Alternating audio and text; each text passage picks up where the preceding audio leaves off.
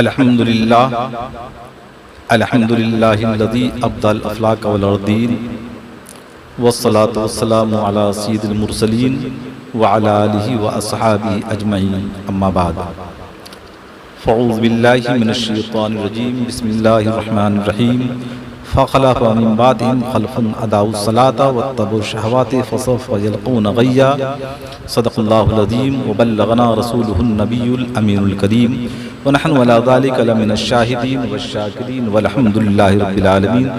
एक बार रिसालत माब सल्लल्लाहु तआला अलैहि वसल्लम में दुरूद शरीफ का हदिया अक़ीदत पेश करें। अल्लाहुम्मा सल्लि अला सय्यिदिना व शफ़ीना व मौलाना मुहम्मदिन बारिक वसल्लिम सलातु व सलामुन अलैका या सय्यिदी या रसूलल्लाह सल्लल्लाहु तआला अलैहि वसल्लम। मुअज़्ज़ज़ हाज़रीन, अभी मैंने कुरान मजीद फ़ुरक़ान हमीद की एक छोटी सी आयत करीमा को तिलावत करके अपना मौजू सुख़न बनाया। आज मैं आपसे अर्ज़ करना चाहता हूँ कि हम कारोबार कर रहे हैं, पैसा भी कमा रहे हैं, अल्लाह तबारक तआला ने हमें दौलत से नवाजा भी है और हर तरह की आसाइश और ज़ेबाइश मुहैया हैं, फिर भी हमें सुकून नहीं है, तो अल्लाह तबारक व तआला के इरशाद पाक फ़ख़लफ़ मिन बादिहिम ख़ल्फ़ुन, तो उनके बाद कुछ ऐसे नाखलफ लोग आए, फ़ख़लफ़ मिन बादिहिम ख़ल्फ़ुन अदाउस सलाता, जिन्होंने नमाज को ज़ाय कर दिया और अपने ख्वाहिशों के पीछे लग गए, तो आए आपको बताता चलूं कि उनके बाद कुछ ऐसे नाखलफ लोग आए जिन्होंने नमाज को छोड़ दिया और ख्वाहिशों के पीछे लग गए। फसौफ़ यल्क़ून ग़य्या, तो उनके लिए जहन्नम का ठिकाना है, जहन्नम की वादी है।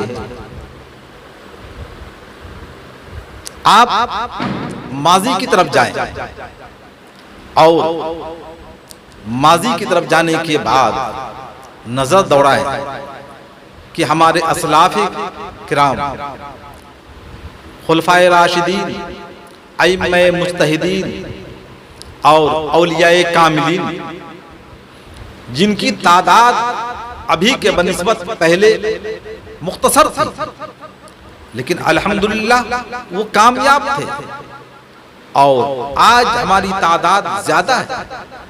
मुसलमानों की तादाद पूरी दुनिया में अल्हम्दुलिल्लाह आज बहुत अच्छी है, लेकिन हम और आप, हमारा इस्लामी भाई हर जगह परेशान होता हुआ नजर आ रहा है, हर जगह मफलूकुल हाल होता हुआ नजर आ रहा है। इसकी वजह यह है कि हमने नमाज को छोड़ दिया और ख्वाहिशों के पीछे लग गए। हमारी ख्वाहिश रहती है कि हम बाजार में घूमें, हमारी ख्वाहिश रहती है 1 से 2 हो जाए, हमारी ख्वाहिश रहती है कि हम किसी ऊंचे ओहदे पर फायज हो जाए। काश इस ख्वाहिश की जगह ये ख्वाहिश होती कि हम नमाज को उसके वक्त पर पढ़ करके अपनी जिम्मेदारी से संतोष हो जाए। और अगर हमने अपना नजरिया बना लिया, अपना ज़हन बना लिया कि जब मुअज्जिन बैतुल्लाह से, अल्लाह के घर से हमें बुलाए, तो हम हर चीज को छोड़ करके अल्लाह तबारक व तआला के घर की तरफ जा करके उसकी मुक़द्दस बारगाह में अपनी पेशानी को झुका करके अपनी किस्मत को बुलंद करके दुनिया के ऊपर फैज़ुल मराम हो। लेकिन अल्लाह तबारक व तआला ने हमें हर चीज से नवाजा है। दुनिया के अंदर जितनी भी चीजें हैं अल्लाह तबारक व तआला ने हजरत इंसान के लिए पैदा किया है। जानवर पैदा किए तेरी वफा के वास्ते, जानवर पैदा किए तेरी वफा के वास्ते, चांद सूरज और सितारे हैं जिया के वास्ते। खेतियां सरसब्ज हैं ग़िज़ा के वास्ते, सारा जहां तेरे लिए और तू खुदा के वास्ते। तो इस्लाम के मुक़द्दस शहज़ादों, हम अपने असलाफ़े किराम को देखें। सरकार गरीब नवाज जो हिंदुस्तान के बादशाह हैं, सुल्तानुल हिंद हैं, आपने मुसलसल 70 साल तक न दिन में न रात में सोया, हमेशा इबादत इलाही में लगे रहे। आए हजरत इमाम ज़ैनुल आबिदीन रज़ियल्लाहु ताला अन्हु को देखे, रोजाना 300 नफिल रिकात नमाज पढ़ते, उसके बाद ही अपने बिस्तर इस्तराहत पर जाने के लिए सोचते। हजरत इमाम जाफर रहमतुल्लाह अलैह की जिंदगी का मामूल था कि हमेशा वो 300 रिकात नफिल नमाज पढ़ते। और आइए आपको बताता चलूं, सरकार गौसी आजम हजरत अब्दुल कादिर जिलानी रहमतुल्लाह अलैह 40 साल तक मुसलसल इशा के वजू से आपने फजर की नमाज पढ़ाई। तो इशा के वजू से फजर की नमाज आपने पढ़ाई। सोते तो नहीं थे, क्योंकि जब बंदा सो जाएगा उसका वजू टूट जाएगा। इशा की नमाज के बाद अल्लाह वहदहू ला शरीक की बारगाह में अपनी मुक़द्दस पेशानी को हमा वक्त झुकाए रखते। और ये सिलसिला 40 सालों तक चलता रहा। जिंदगी के किसी लम्हे में आपने तो इबादत को नहीं छोड़ा। कुरान की तिलावत हो रही है, जिक्र अज़कार हो रहा है, हदीसे पाक आप मजलिसों में हमेशा लोगों के सामने पेश करते हुए नजर आते। आज हमने अपने असलाफ़े किराम की तारीख, उनके तरीक़े कार को, उनकी हयाते मुबारका को काश अपनी निगाहों में रख करके हम अपनी जिंदगी के लम्हात को गुजारते। अगर हम ऐसा करते तो यकीनन कामयाबी की मंजिल पर गामजन होते हुए नजर आते। आए आपसे बताता चलते, हम हर मकाम पर दुनिया को तरजीह देते और अल्लाह के रसूल सरवरे कौनैन मोहम्मद अरबी मोहम्मद मुस्तफ़ा सल्लल्लाहु ताला अलैहि वाली वसल्लम के सहाबी हजरत अब्दुल्ला इब्न अब्बास रज़ियल्लाहु ताला अन्हुमा, ये सहाबी रसूल हैं।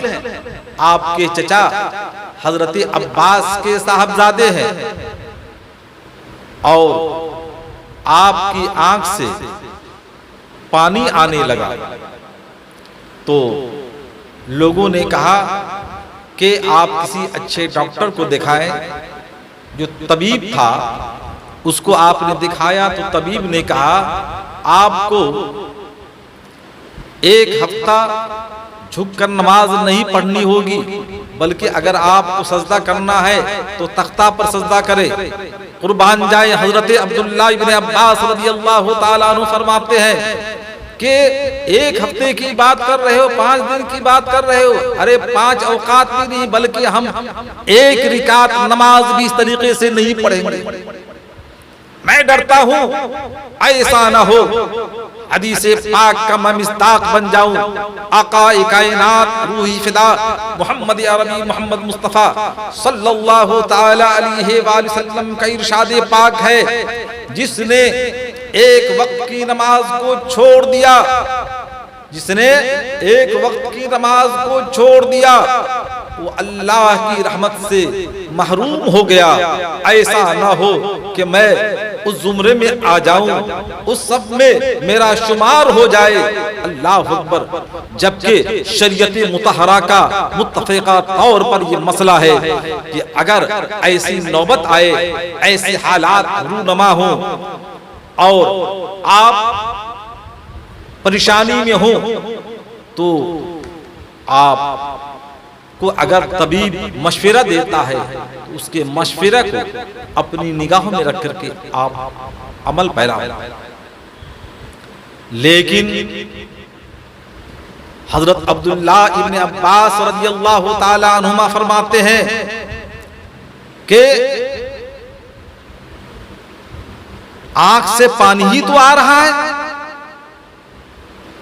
अगर ये आंख की बिनाई सल्ब हो जाए, मैं नाबीना हो जाऊं, इससे मुझ पर कोई फर्क नहीं पड़ेगा।